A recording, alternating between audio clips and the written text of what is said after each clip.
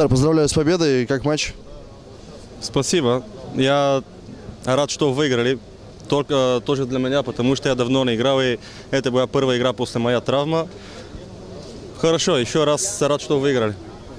И вы сказал, что первый тайм такая жара очень неприятная была и помешала она на хороших скоростях играть. Да, конечно, вы сами видели, что второй тайм хорошо играли, первый тайм тяжело было, но все закончилось как надо. Сегодня Ростов играл дома?